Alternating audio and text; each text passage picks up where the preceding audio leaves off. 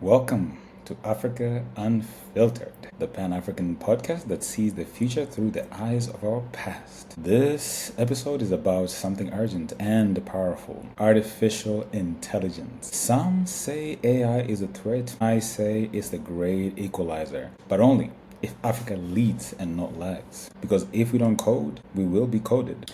If we don't define our values, we'll be exploited.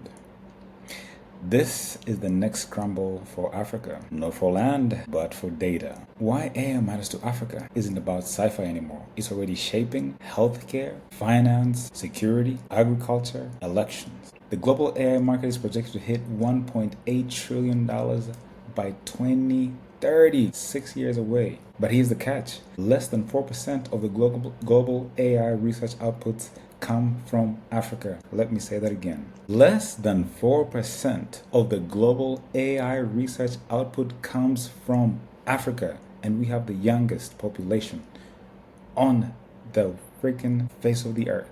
Only 6 of 54 African countries have formal AI strategies. The world is coding us into their systems without our language, without our context, without our ethics. That's not inclusion, that's extraction. Africa was colonized once for land, then again for labor. Today, it's been colonized for data.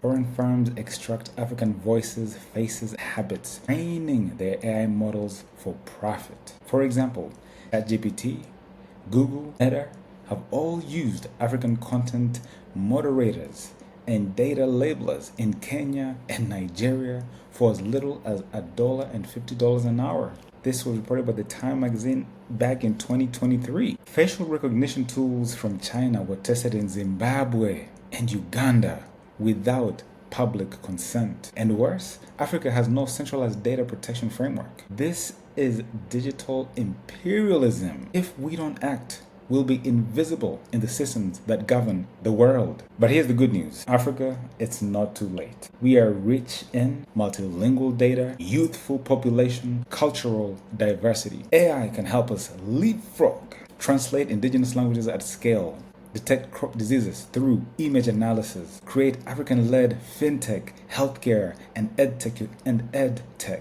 Think about M-Pesa and how that revolutionized how we interact with money. We need that level of ingenuity and innovation now more than ever if we are ever to catch up to the West. Now, an example. Meditech Africa is using AI to diagnose malaria with smartphone cameras. Fabulous. NABDA in Nigeria is building local datasets for AI in agriculture. Brilliant. We don't need permission. We need platforms, partnerships, and power. If we want to be coders, not commodities, here's what we must do. Create African AI policies and data laws, not copy-paste EU regulations. Invest in AI research centers, Pan-African labs, not foreign incubators. Train our youth in machine learning, not just coding. LLM can code just fine without us coding. Fund AI startups that solve Africans' problems in local languages. You can tap into anybody. Brilliant minds